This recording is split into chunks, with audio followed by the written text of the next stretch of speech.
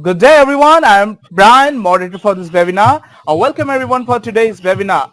Leadership, self-absorption causes self-destruction. Please note, you are placed in listen-only mode for the duration of the webinar. We will have a Q&A session at the end. Also, this webinar will be made available for purchase in form of DVD, e-transcript and recorded link as the session is being recorded. I would now like to introduce our presenter for today, Marques Ogden. Marques Ogden attended Howard University from 1998 to 2002, where he played Division I football. Ogden then followed his dream and his brother Jonathan's footsteps, eventually getting drafted into the NFL in 2003. Overall, he played for 5 years as an offensive lineman with the Titans, Bills, Ravens, and Jaguars. Following his NFL career, Ogden started Caden Premier Enterprises, a construction company in 2007, which quickly escalated to being a multi-million-dollar construction firm. 2003, it all crashed down around him when Ogden got involved with a bad business deal. He ended up losing everything. Then Ogden became a speaker to help others succeed where he failed. As a keynote speaker, executive coach, and corporate trainer, his passion is to create value for every client.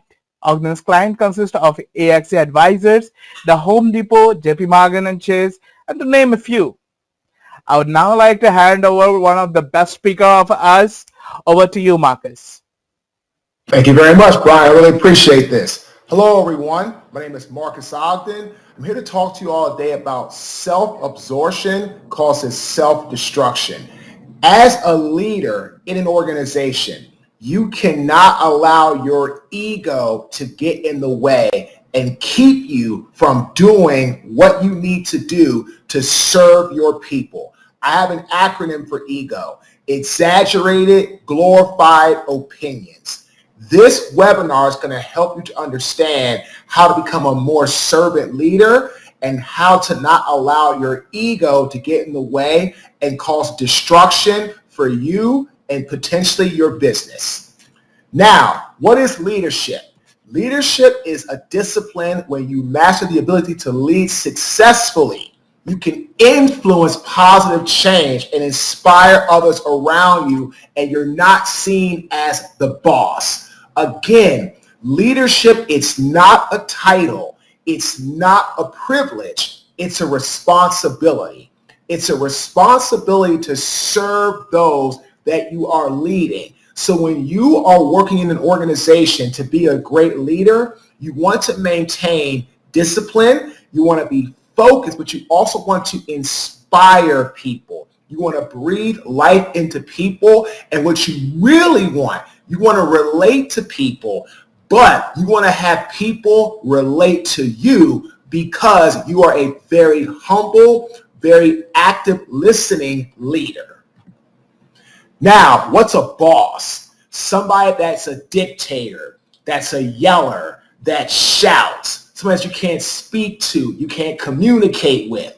In this webinar, you're going to learn when I was a good, sound leader, I had success. The minute I got egotistical, I got arrogant, and I got self-centered, I became a really horrible, ego-driven boss. Okay? So again, think about when you see the word boss, what comes in your mind? Dictator, yeller, shouter, aggressive. These are the type of traits that you never want to have associated with your name when you are leading people that are your called frontline workers.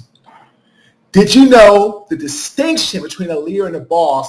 It has nothing to do with your job title.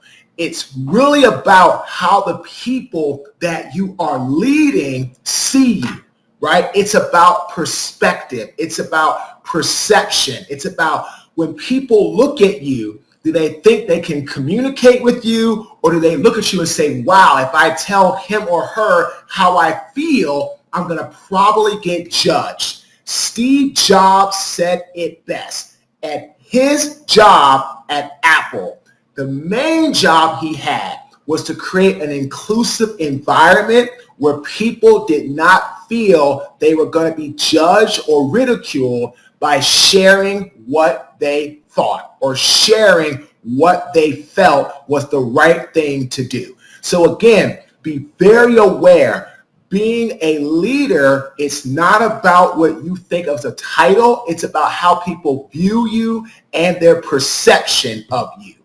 Okay, here's some great things. Boss versus leader. I'm really going to pick out a boss dictates, a leader inspires. Okay, there's some great things on here you can look at, familiarize yourself with, and start to have more deep dialogue or deep internal discussions with yourself about. I'm going to really focus on this slide. A boss dictates, a leader inspires. You build inspiration through trust, okay? Trust is formed by three facets: competency, reliability, having people's best interests, okay? Competency, reliability, having people's best interests. Let's break those down. Competency, the ability to do your job, and people know you are the king or queen of information. And they know that when they come to you for guidance or for that information, you're either going to give them the correct answer or you're going to guide them and direct them to where they can go and get the right answer. Competency is very important as a leader. You build it through reliability. Reliability is getting the job done in the time frame that it needs to be done. This is where, as a leader, you have to really make your mark, because most leaders fall off the wagon when it comes to reliability, because they'll get something done, but it's not done in the time frame that it needs to be done or is expected to be done. So again, as a leader that inspires, you got to be reliable to your team. And the last one, have their best interests. It is absolutely critical that you and your team know that you all have each other's best interests at heart, without a doubt. Okay, so again, a boss dictates, a leader inspires. You inspire by building trust. You build trust through competency, reliability, and having your team's best interests. Okay, mastering the art of leadership through understanding people's emotions and the meaning of their actions. Great leaders understand this principle. It's called pattern recognition. When I had my construction company, Caden, in 2008, when I started, within 3 years, we became the largest African-American owned site work and earthwork company in the city of Baltimore and the state of Maryland. We did that by mastering how to connect with people and understanding their patterns, okay? When you understand people's patterns as a leader, it builds a conduit between you and them. It builds a bridge between you and them, okay? So, pattern recognition, understanding what people love, what they hate, what brings them joy, what they're afraid of, especially right now with COVID-19 and the real problems our country is having as a result of COVID-19, inflation, all these other things. You as a leader have to bring connection and bring meaningful interaction and meaningful connection with your team. You can do that through two ways: empathy and compassion. And we'll delve into those a little bit later, but this is an overall top-level view. Empathy is the innate ability to feel something for somebody, and you have been in their shoes, okay? That's empathy, the innate ability to feel something for someone, and you have walked and or been in their shoes. Compassion is the other way to connect with people. That's an innate ability to feel something for somebody, but you have not walked and or been in their shoes. Example, if someone has filed a bankruptcy, chapter 7, 11, 13, doesn't matter to me. If they filed a bankruptcy, I have empathy for them because in 2013, I filed a chapter 7 complete bankruptcy. So I know what it feels like. I've been in your shoes. I have lived what you're living. If someone is homeless, I have the utmost compassion for them. I have not been homeless. I almost went homeless when I lost everything in 2013, but I did not officially go homeless. So if I see a homeless person, I have compassion for them. As a leader, you need to connect with people and build meaningful connections through compassion and or empathy. Okay? Great slide here. I'm going to really dial in. As a leader, focus on the why and focus on the purpose. Great leaders do this number one thing very well. They create a personal vision. Again, great leaders focus on the why and the purpose, and they create a personal vision for themselves, and they create an overall vision for the company. Again, you're watching this webinar. How can you help people do that? You help them do that by creating the blueprint, by creating the vision, the 30,000 foot view. You have to remember, mid-level managers and frontline workers look to senior leaders for guidance all day long. So you as a manager, you as a leader, people are looking at you for guidance. They're looking at you to give them the star, the North Star trail. So it's very important when you're looking to be a leader that is all about leadership and building a better culture. You have to help people focus on the why.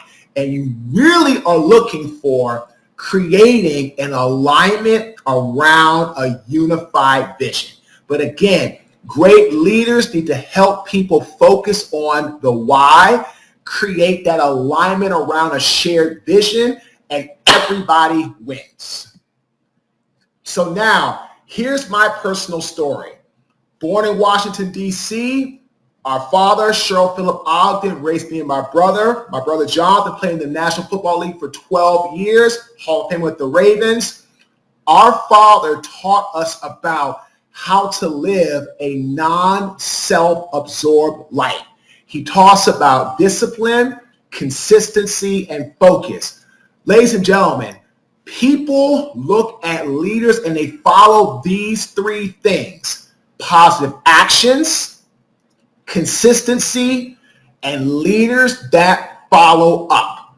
Again, great leaders are looked at by people and they really follow them when it comes to positive actions, consistency, and following up on what needs to be done.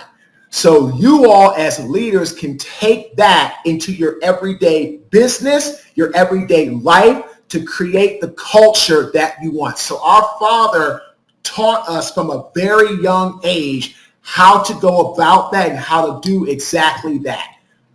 From Howard University, I went to the National Football League, drafted by the Jacksonville Jaguars, and my rookie coach, Jack Del Rio. I played for the Jaguars, Ravens, Bills, and Titans. I'm going to tell you all exactly what Jack Del Rio told me when I was a 22-year-old rookie.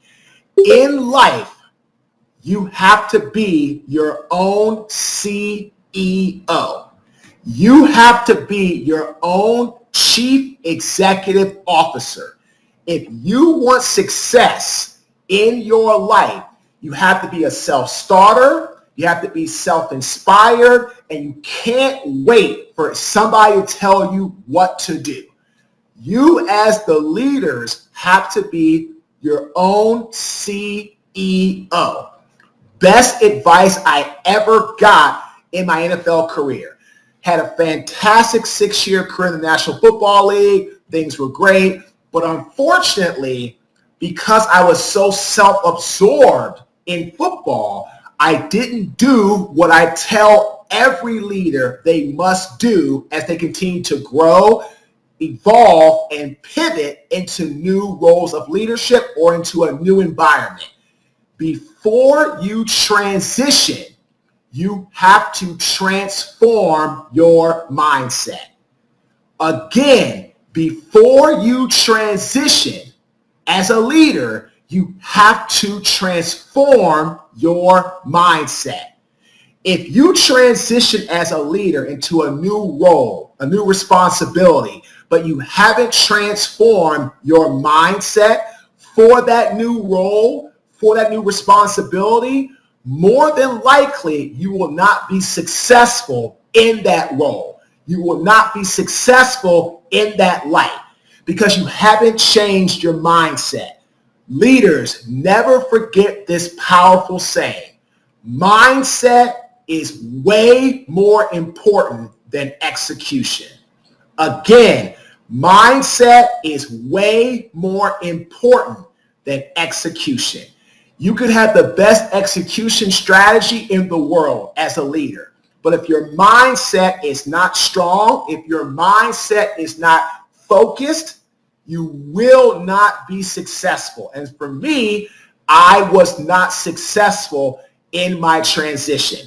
Finally, after about 6 months, I put the bottle down and I discovered and I created Caden Premier Enterprises. We started out as a small concrete dirt work construction company in downtown Baltimore. We evolved, we grew, we built something special, and within 3 years, we were the largest African-American owned subcontracting company in the city of Baltimore and the state of Maryland. And a lot of things really made us a very powerful, phenomenal organization. But unfortunately, as the company grew, this is where my ego took over. And as a leader, never forget this. Your ego can never get bigger than the good part of your soul. If your ego gets bigger and more out of control than the good part of your soul as a leader, you are screwed. And that's exactly what happened to me. I became self-absorbed, I became egotistical, and I focused on what I call external motivating factors. Money, fame, notoriety, anything and everything bad. As a result of my arrogance and as a result of my attitude, in 2013, I lost everything that I owned. My home was foreclosed on. Both my cars were repossessed in the same day. Lost all of my money, all of my friends. And as a leader, I tell people the way in which you have to either set the culture for the good or you create the culture for the bad is really up to you. And unfortunately, I had a really negative, really bad disposition as a leader, and it cost me everything. I ended up moving down to Raleigh, North Carolina, where I'm at currently. And I moved down here. I had $400 to my name. I was fired from 2 jobs in the same week. And the only job I could get was a custodian working for $8.25 an hour on the graveyard shift from 10 p.m. till 5 a.m. I was working, doing what I had to do to take care of my family. But as I tell everybody, my attitude, my self-absorption as a leader, me being a boss instead of a good, humble leader, put me right in this position. And there's two things that a leader must always do to get results from people. They got to be accountable and they got to be responsible. Accountability is an internal promise that you make to yourself to do what is necessary to achieve success in your life. That's accountability. Responsibility is an external promise you make to somebody else to do what is necessary to help them succeed in their lives. As a leader, if you're not accountable to yourself, you could be responsible to no one. At this point in my life, I had no accountability, I had no responsibility, but I still did not hit rock bottom at this time. This right here was my rock bottom moment. One of my favorite quotes by J.K. Rowling, the author of the book series, Harry Potter. J.K. Rowling said, rock bottom is the moment from which she rebuilt her life. Again, this was my rock bottom moment. I really believe every leader has either been tested or has had to come out of the ashes to get where they are. I truly believe that. Can you lead without it? Yes, of course you can. But I feel if you have the life experience or you've been through something that's really tested you, it makes you a better leader. So for me, this was my rock bottom moment. As a custodian, I was taking out the trash, as I always did on my shift. It was about 4:30 in the morning. It's the exact same trash can in this picture. Self-absorption caused my self-destruction and put me right there on that curb, throwing out the trash at 4:30 in the morning, September 2013. There was a rip on the front side of the bag that I could not see. Went to throw the trash into the trash can. All that trash came right back on my body. Rotten meat, spoiled milk, nasty, protruding, horrible garbage came all back on my body, my skin, and my clothes. Dusted myself off, sat on that exact curb. I cried for 10 minutes, went home. I wrote down my 3 biggest strengths. I became accountable to myself, and I was responsible to myself. Started speaking in 2013. 2.5 years, did not get one paid job. And I'll tell you why. As a leader, if you don't live by the law of influence, which states you abundantly put people's needs before your own, and that will create influence and value to people. I didn't live by that law, and as a result of that, I lost everything, and I didn't get hired because I was focused on money and not influencing people for the better. Finally, I figured it out in 2016, got my first paid job. Today, we've worked for countless Fortune 500 companies. We have 3 best-selling books. We're a business coach, a consultant. We have a very successful podcast. But what I'm getting at is self-absorption caused my self-destruction in 2013. It cost me everything that I owned. I hope that you're going to gain from the things I talked about before, and then I'm going to talk about here in a moment some strategies that are going to help you either strategically and or tactically. Again, strategic is your high-level view, 30,000-foot view. Tactical is your boots on the ground, exactly what you need to do to get from A to B to C and so on. So again, I hope you're going to gain from the rest of this webinar things that you can do to implement great leadership qualities to help you continue to move in the right direction as a leader. Are you ready to be influential and grow successfully? Okay, are you all ready to live by perspective, accountability, opportunity, being a strategic leader of influence? I can't make you do these things. I can tell you how to do these things, but I can't make you do these things. That's going to be up to you. Again, compassion versus empathy. We touched on this earlier. Empathy is the innate ability to feel something for somebody, and you have been in their shoes. Okay? That is it. That's what it's like. On the other side, you have compassion. It happens, and it's the innate ability to feel something for somebody, but you have not walked their shoes. So again, as a leader, when you're trying to create a better culture, connect with your team. Say, hey, if one of your team is going through something, right, and you've gone through it as well, say, hey, Mr. X or Mrs. Y, I am completely empathetic to your situation.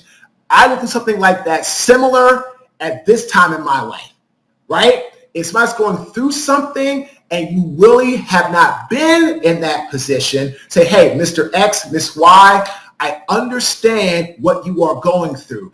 I myself have not experienced that, but I do feel compassion for you and your situation. Again, these two words will create such a more healthy, much more impactful culture. Again, one more time. If you have been in their shoes, hey, Mr. X, Mrs. Y, I have complete empathy for you. I went through something similar at this point of my life. Hey, Mr. X, Mrs. Y, I have not been in your shoes, but I feel for you, and I'm so sorry you're going through this tough time.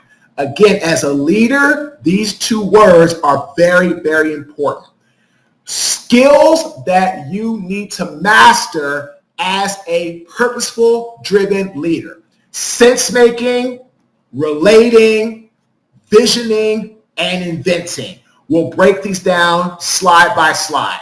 Sense making, the ability to turn difficult, complex information into easily applicable, understood dialogue where people can execute what you want.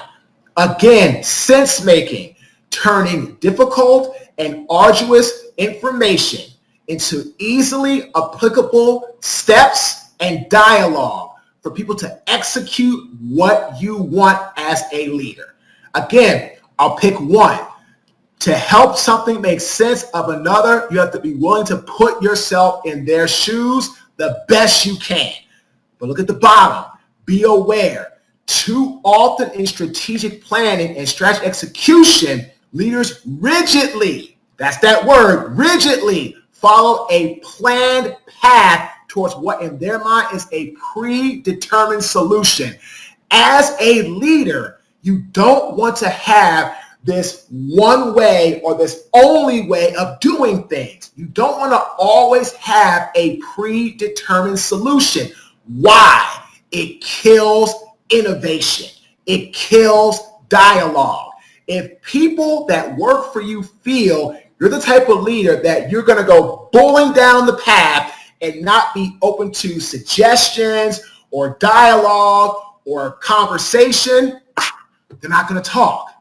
They're not going to talk. So again, be careful of always having a predetermined solution to every situation. Again, doesn't mean you can't have it to some situations, but be cognizant, be aware. Don't be a leader that's always got to say, my way or the highway. And you know why I say that? Because I was like that with my construction company, Caden. I'm like, it's my way or the highway. My way or the highway.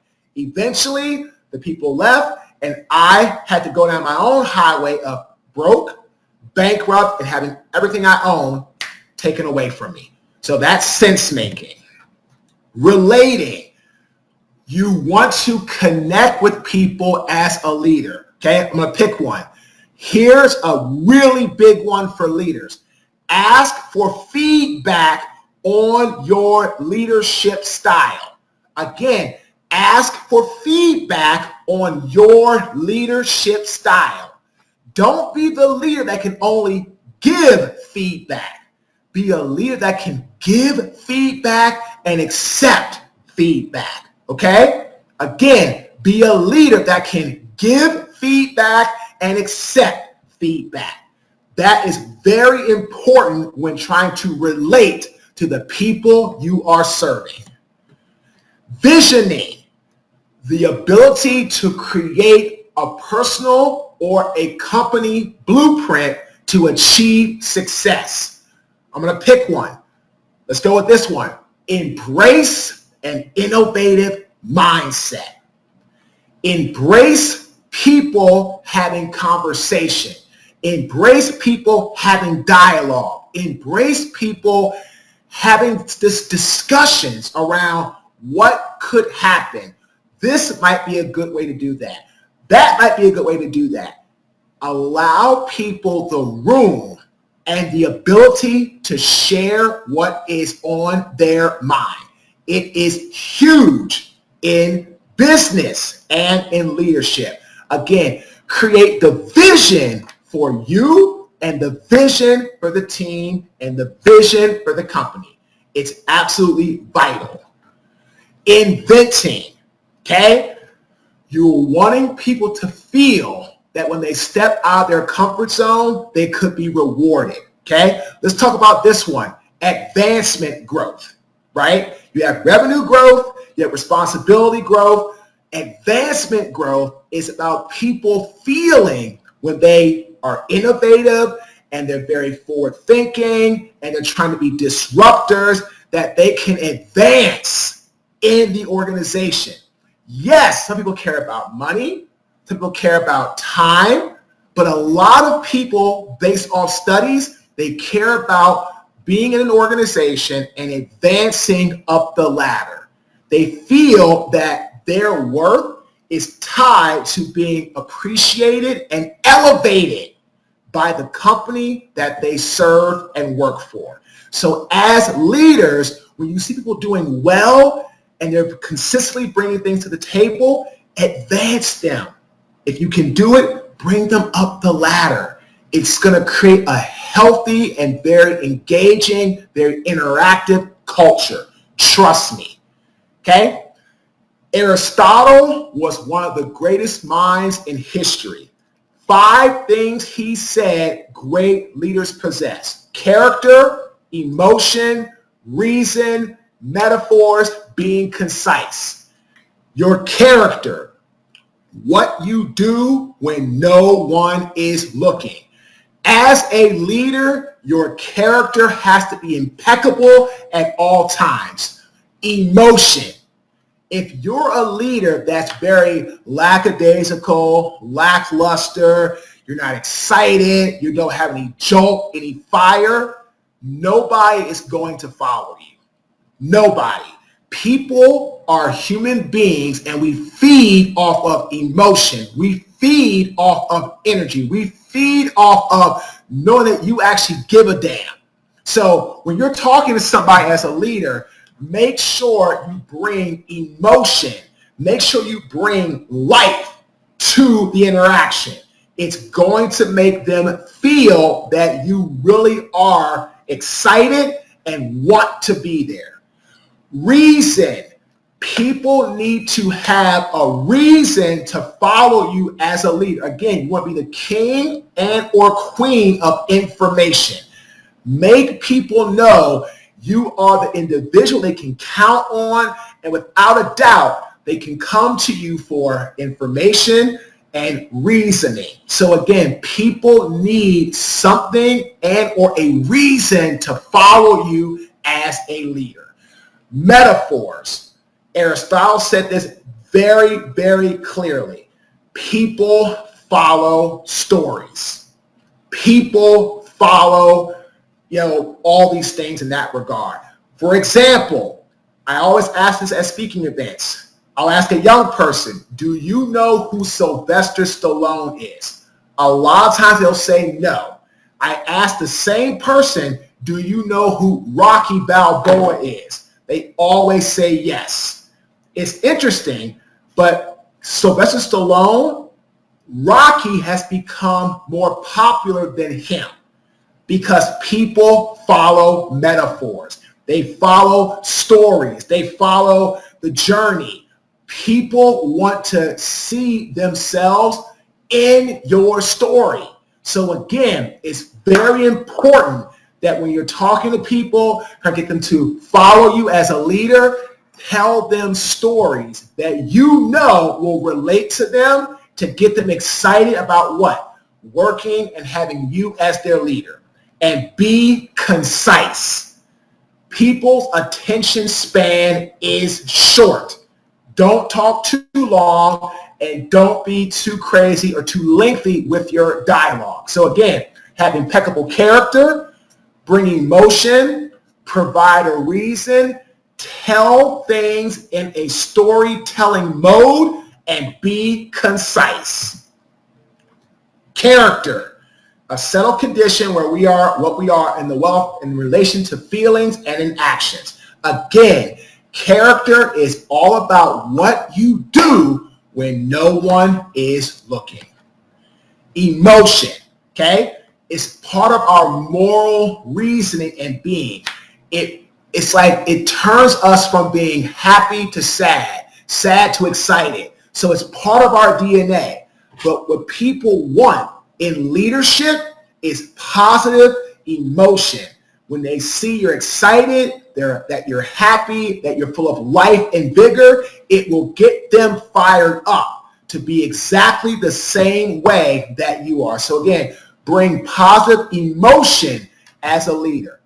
Reason, okay? It could be practical. It could be a guide. It could be relevant. It doesn't look at in that regard. So you have to have the desire, the passion, and you have to bring the reason, the educated reason to why people should follow you. Again, it's really big in that regard.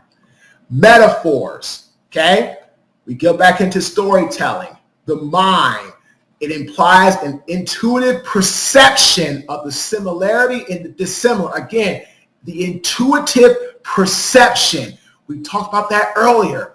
Perspective, perception, creating the culture. You can't see culture. You can't bump into culture, but you know it's there when it's healthy and when it's productive.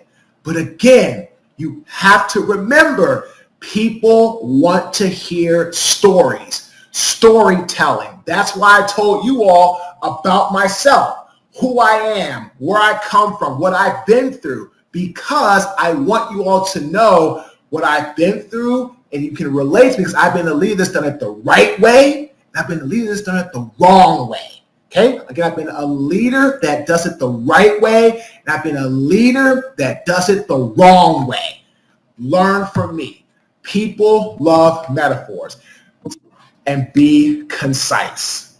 People's attention span is shorter than ever these days as a result of COVID-19, burnout, frustration. So you have to be concise in your dialogue when talking to people as their leader. Accountability, a commitment made to oneself internally that you would do whatever it takes to succeed. Again, accountability is internal. It's an internal clock. It's an internal feeling. If you don't have accountability to yourself, you won't make it. There's 3 things that you have to live by and or have, I feel, to be accountable. You have to have an accountability mirror. You get up every morning and you say, hey, I'm going to get this done today. I'm going to go do this today. And again, be honest with yourself. Don't lie to yourself. The accountability mirror, it only works if you are consistent and honest. Second thing, get an accountability partner. Someone you can check in with daily, weekly, monthly, whatever it works for you. Find an accountability partner that you can dialogue with, where you all are going to help each other and help you all stay accountable to each other and to the mission. Third, check your ego at the door. exaggerated, glorified opinions. You have to check your ego at the door no matter what. Okay? So that's accountability. Responsibility, a commitment made externally to someone that you will do whatever it takes for them to achieve success. Again, your team is looking for you to be responsible to them and their success. Why? Because if they are successful, the organization is successful. It all plays, it all wraps into one. So again, accountability is internal.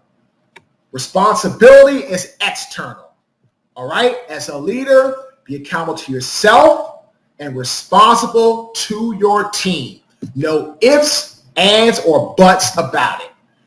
The 6 spheres of strategic influence: perspective, accountability, relationships, leadership, opportunity, strategic influence. Perspective. Establish a winning mindset. A winning mindset really makes you understand at all costs. As a leader, you will have the mentality to push through dark days, hard times, difficulties to do what? Accomplish the mission. I said this earlier. Mindset is more important than execution. Again, as a leader, your perspective has to be one of a winning mindset at all costs, because the frontline workers, the mid-level managers, they're going to follow your lead. So again, when it comes to perspective, always have and maintain a winning mindset. Accountability. Be self-reliant. Just like Jack Del Rio told me as a 22-year-old rookie, be your own CEO. Be your own self-starter. Be your own person. Be your own driving force. That's what it's all about. Again, be self-reliant. That's going to lead to accountability and success for you as a leader. Relationships. Create trusted alliances. Okay? Great quote. The end game is all about relationships. It's the new currency. It's the new way of going to the bank and building up your wealth. When people know they can trust you without a shadow of a doubt, and you have alliances as a leader, both internally and externally, you are primed for success. Why? The human mind is designed to do a lot of things, but it's not designed to do everything. So you need to have trusted alliances as a leader. You need strong, conduit-built relationships to get from point A to point Z. So again, as a leader, understand that relationships is the new currency. It's like going to the bank and it's building up your wealth to getting success in your life. So again, create trusted alliances. You create trust through competency, reliability, having your interests of people in their best. Okay, so again, I'll say that one more time. Create trusted alliances, and you build trust through competency, reliability, having people's best interests. Okay, that's relationships. Leadership. Take lead and assume role of influencer. An influencer is someone that when people come to them, can help them and mentor them to get a result. You want to know influencers and you want to be an influencer as a leader. Okay? Again, you want to know influencers and you want to be an influencer as a leader. Okay?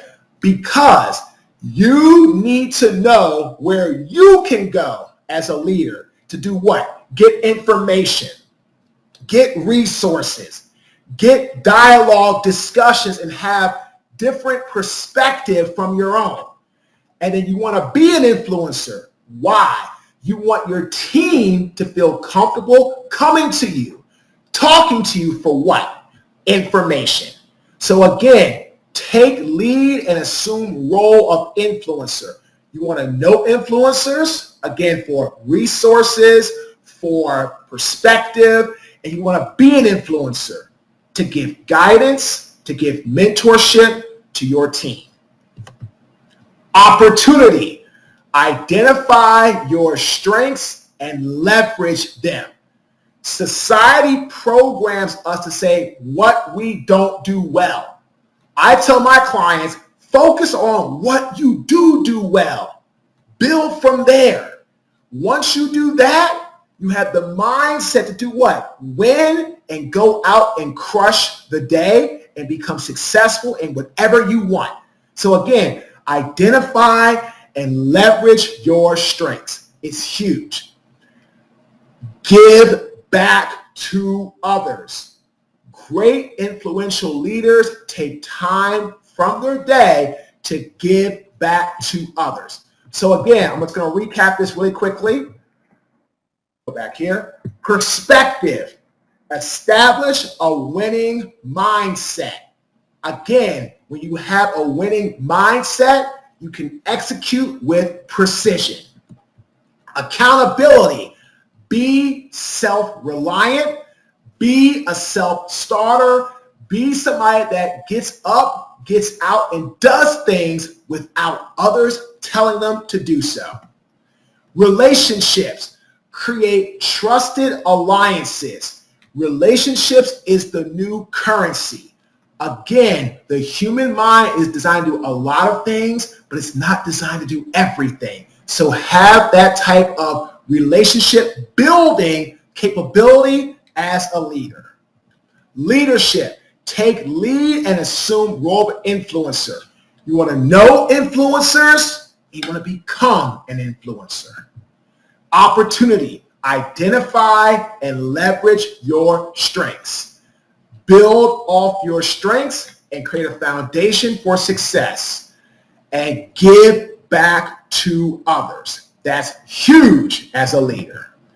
Leadership is going to be authenticity versus standard leadership. Authentic leadership leads with values and principles. Again, leads with values and principles.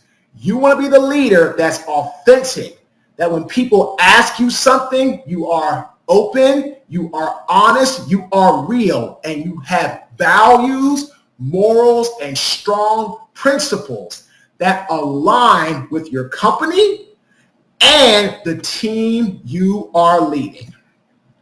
Standard leadership leads with transactions, okay?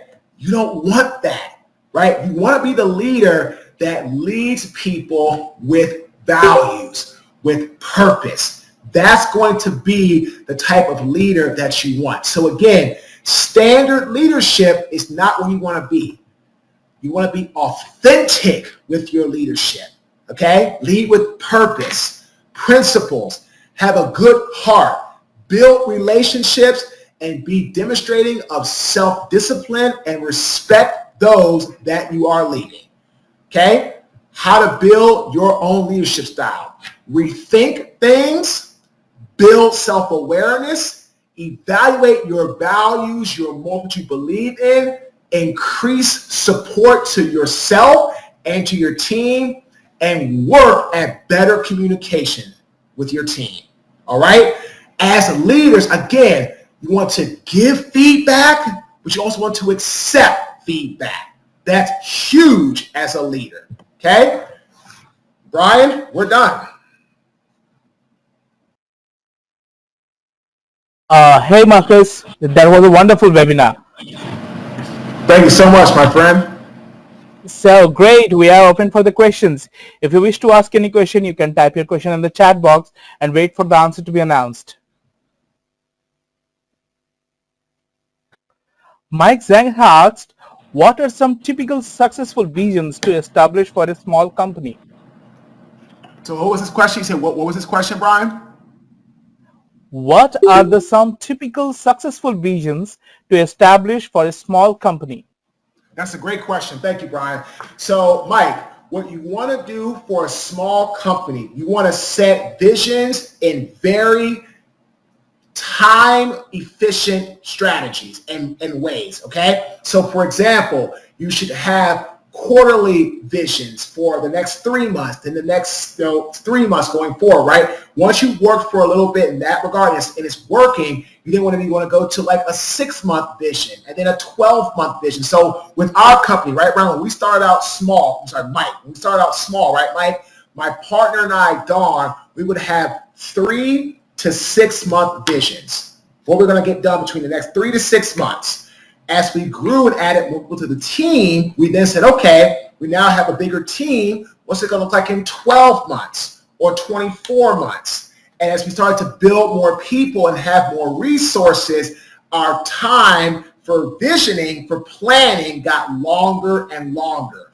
I feel for a small company, one of the biggest mistakes people make is trying to set big, long-term vision for the company. And the problem is for a small company, you're always pivoting. You're always changing. You're always adapting. You're always transforming.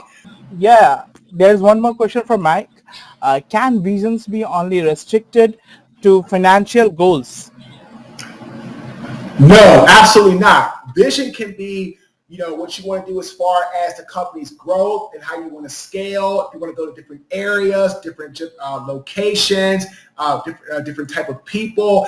No, vision does not have to be just financial. It could be like, big picture. It could be like, your growth, adding people, going to new areas. So no, it doesn't just have to be fiscal. It could be more than fiscal and or financial, without a doubt. Great. Is it must be more such as including values that transcend beyond financials? Yes, great question. So yes, when it comes to that, you want to have the values really be aligned with the company's morals. So it can be fiscal. It could be when it comes to like morals and principles. It could be anything. As the leader, you, right, Mike, can set the tone for how the company's going to move forward based on what you feel is best for the company's organization overall. And he asked one more question that visions should be influencer or attractive. Should a vision? I'm sorry. Should a vision be in? I'm sorry. What was the question? Should the visions be influential or attractive? They should be influential, without a doubt, because as creating the vision, you want something that's going to influence everybody to get on board and move forward in the same direction. It doesn't matter if they're attractive or not, because if they're pretty but aren't going to bring anybody together, they're no good. So you want it to be influential and be really aligned to what people need to hear to move forward in the same direction. So, Mike, do you have any other questions? Okay. Can visions be only restricted to financial goals, or it must be more such as including values that transcend beyond financials? Correct. He asked that question right. Yeah, that's correct. Yes. So your vision has to have values, morals, principles, because if it's just financially based, then people are going to see it's just a transactional business, and you're not going to get where you want to go within your business.